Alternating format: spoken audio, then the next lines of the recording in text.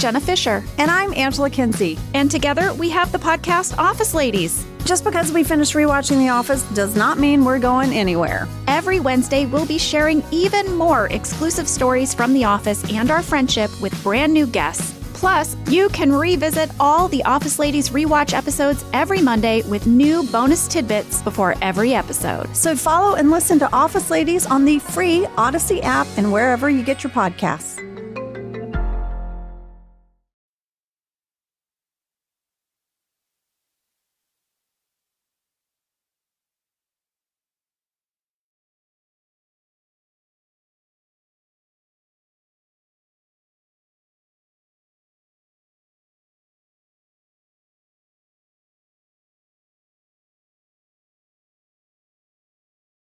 Don't forget the IHOP hotline, 869-1240.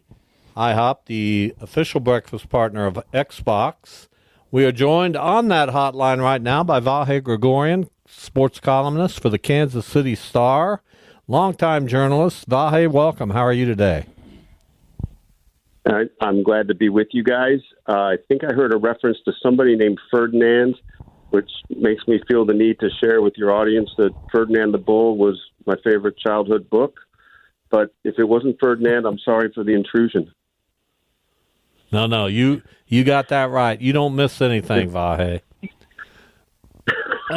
Let's start talking about the Chiefs, because you've been a sports writer for a long time. I made the comment as we were going to break that I don't think I've ever seen anything like what this team is doing and the way they're winning football games, to the point where they have the best record in the NFL, and people are questioning, are they really a good football team? It doesn't make any sense. Of course they're a good football team, or they wouldn't have this record, right?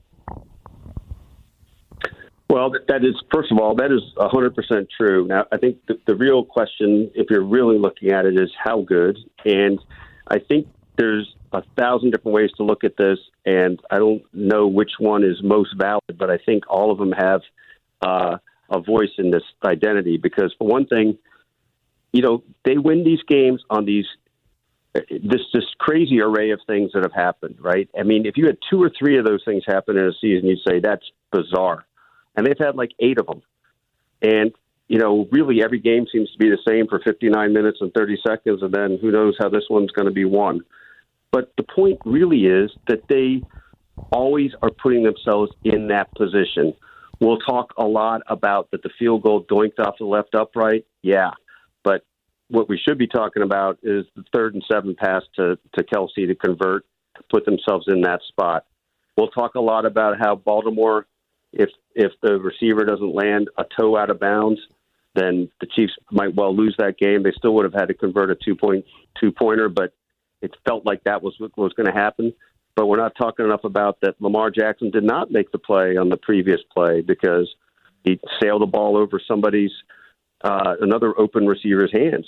And so one way or another, what we see all the time is the other team either failing to make a play when it has to, and the Chiefs virtually always making a play when it has to. And at some level, you can say what you want, whether this feels like a house of cards and who knows, but they've done it over and over again. And it's not just cosmetic to be 12-1.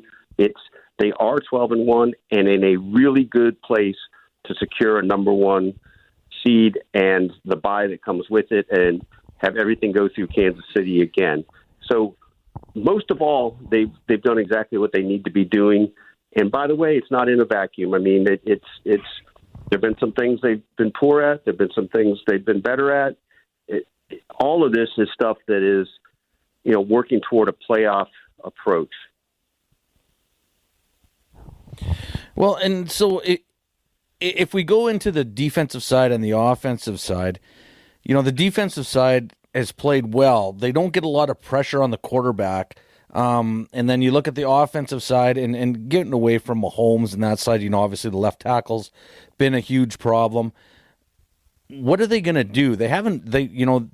We're used to them scoring a bunch of points. They've hit 30 twice. Once was against Carolina. The other was against Tampa Bay. They've scored 19 points the last 2 games. Are they going to have trouble putting points on the board? Are we going to have to rely on this defense to continually keep teams under 20? Well, it's going to be both. And there's some interesting things within that, right? I mean, they've scored only 19 points each of these last two games, only one touchdown each of these last two games. If they score another touchdown or so in the red zone, then that looks a little bit different. They've got some breathing room, and now you're up into the mid-20s, but they're not doing that. And is that a solvable thing? It's kind of interesting because they're so good on third downs. You would think that would translate a little more into being so good in the red zone, right? Finding the way to get those yards when you have to have them hasn't been that way. Why they get away from some things that seem to be working, I don't know. For instance, they've those 30-point games, they had a lot of carries by Kareem Hunt in those games. I'm not saying he's the whole reason, but they established the run. And they've gotten away from the run pretty fast these last two games. Is it that they're just, bad strategists, or is it something that they're seeing that says we got to get away from the run? And I think we understand that it's obviously more the latter than the former, but it's not always something we're able to understand their rationale for. So, look, they've gotten some reinforcements the last couple of weeks. Pacheco's back. You can see he's starting to hit his stride. Amenahu's back. Maybe they'll get Hollywood Brown back. That's really an X factor. I think maybe this left tackle situation will get firmed up once Humphreys plays a little bit, assuming he isn't too greatly injured. I think we all expected more than we should have out of him in that first game. And when you realize it's not only his first game in a year, but his first game for a new team and a new system, there are a lot of reasons that he might have looked a step behind and a little tentative. I'm looking forward to seeing him after a couple of games under his belt. So I think there's every reason to think they're going to have some things be better. And let's remember one last thing. From all the Super Bowl years that they won Super Bowls, there were major questions about them along the way, right around now. I mean, last year, you remember they were in the process of losing 3 of 4. What's wrong with the Chiefs? The second Super Bowl year, they won 7 games in a row by 5 points or fewer. What's wrong with the Chiefs? The defense was horrendous the first year they won the Super Bowl until the last month of the season. So they've had a bit of a trend towards getting better when they have to. And I feel like that's what we should still anticipate. Doesn't mean it will be good enough, but I do feel like it's what we should still anticipate. Vahe Gregorian from the Kansas City Star sports columnist. We're talking Chiefs. So Patrick Mahomes has been an MVP in this league. He's been a Super Bowl MVP. He's put up gaudy numbers. He's been incredible. He's not in that spot in his career right now where he's putting up those kinds of numbers. Yet, as you mentioned, that pass to Kelsey the other day to set up the field goal that went off the upright and won the game. It seems like, I don't know how to even describe Patrick Mahomes at this stage of his career. It's almost like he's more dangerous than he's ever been without the incredible numbers. Is that nuts? Well, I think you're hitting at the essence of what I think. And, Sam McDowell wrote a really nice column about this the other day, and it circles back to basically 4 words Mahomes said to Andy Reid while they were trying to figure out the strategy down the stretch. I'll make something happen. And here's the thing about Patrick. You're right. The numbers are actually greatly diminished. There's a lot going on that, accounts for that. But let's just, call that for what it is. The numbers are way down. They've been way down for a couple of years, when you think about it. I still feel like you give me a first-round draft pick on somebody I want to win the game for me in the last 2 minutes, he's the guy. And he's probably not going to, even be one of the top 2 or 3 MVP guys this year. He's still the MVP to me in terms of what he means to this whole engine, what he provides, what he makes happen. And the fascinating part is, okay, we've seen quarterbacks do it with their legs before, but we haven't quite seen the whole repertoire that he brings. And I got watching some of the things he did earlier this season, and a couple of weeks ago, I wrote about how basketball has influenced his game as a quarterback. And I thought it would be a good idea to talk to Bill Self over at KU about that, because I know he's a big Patrick fan. And Bill made an interesting point, that in basketball, you want a point guard who can count to 10, right? He knows where everybody on the court is on both teams. And he said he's pretty sure Patrick can count to 22 when he's on the field. And I think that really says a lot about the most vital part of what makes Patrick who he is the spatial awareness and the ability to physically take advantage of the spatial awareness. I mean, he just has an uncanny understanding of what's around him, what the flow is, what can fit into what box. And these are things that show up a lot in the little flick pass to Travis Kelce, or, the passes we've known him better for over the years with the big gainers. Yeah, and I kind of want to go back to what you said earlier when we were talking about the offensive side and why they got away from the run. They seem to be, to me, they got to be more of a running team, because even when you look at what Mahomes has to work with, it's really not a lot. Let's be honest. Kelsey's a step slower. Xavier Worthy's kind of here and there. Hopkins is kind of help, but he's getting a little older. Juju's just kind of Juju. Shouldn't they? Do you think they should stick with the run a little bit more, or does Patrick have the ability to change things at the line whenever he wants? I don't know if you know that or not, but if he's seeing stuff, does he just change it and decide we're going to pass, or is that all Andy Reid? Well, it's a combination. I do think Patrick can pretty much change anything anytime he wants, but I think it's within a range of things typically, unless it's a certain time of game. The thing that I can't quite figure out, and maybe it's obvious, but I can't quite figure it out, is why there hasn't been just enough more connectivity with Xavier Worthy that takes the lid off a little bit, if not, with a completed pass, at least with opening up the middle of the field more.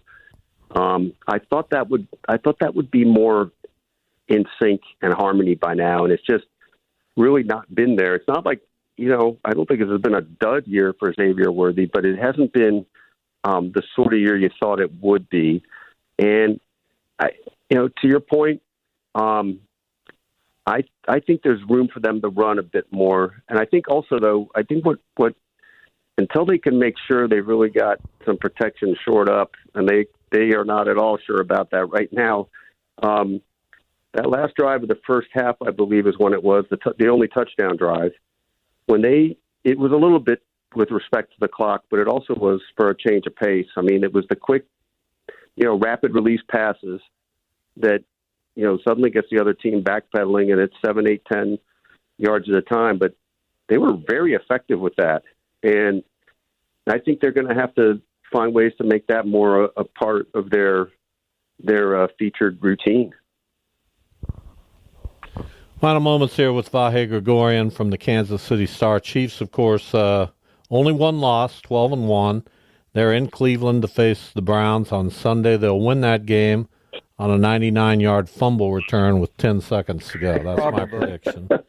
That's funny you'd say that. I can't believe you're predicting that. I predicted a pick six, but yeah, go ahead. That's what I was thinking. With Jameis out there, that's probably 50-50 for that. Cleveland will have the lead. They'll want to run the ball, and they'll fumble it. And anyway, let's jump over to KU basketball. You mentioned Bill Self. They got off to a flying start with some impressive wins against a very demanding schedule, but they've faltered of late, including a loss at Missouri over the weekend. They brought in a bunch of transfer portal guys to mix them up with a couple of veterans, and then Hunter Dickinson in his second year. It's so interesting to watch teams try to put together teams that have chemistry and talent. In this day of the transfer portal, how difficult is that, in your opinion? Well, listen, I think it's the question of our times in college sports, right? I mean, and it doesn't have to be, I think I'm using the term right, a zero-sum game, right? Whether you just get a guy who is, you can nurture and there's going to be chemistry and it's going to be a couple of years, or you just get a superstar. You can find ways to blend all of this. But I do think what you find yourself reminded of is that November and December aren't necessarily going to be indicators of where they'll be in February and March. And they're kind of a really interesting study in this, right, as they beat a couple blue bloods, at least in name blue bloods, and then they don't beat Creighton or Missouri. And obviously that's in the craw of many a Jayhawk after that. Do I have a feel for where this will be? I don't know. I mean, right now you think it looks like an early exit from the NCAA tournament type team. But I think that, we've seen Bill Self do a lot of great things. What's most interesting to me, though, back to the very early point you were making, that last national title team was a team made up of guys who were there a few years. I mean, they developed in the program. Now, they've certainly got a couple of those guys now, but it's not quite as foundational as it was then. So now you've got more of the sort of floating cast of characters, more, not entirely, but more. And I think it's a panel discussion, waiting to be had about just roster construction. I agree. Bill Self does get a lot of credit, and he's definitely worthy for being able to build teams and improve teams. But he's got so many guys now on this team who have been through the wars. How much can they improve? We'll see as the season progresses. Vahe, I always love having you on. Thanks for doing it, and we'll talk to you soon. Yeah, thanks for having me, guys. We'll talk to you before long.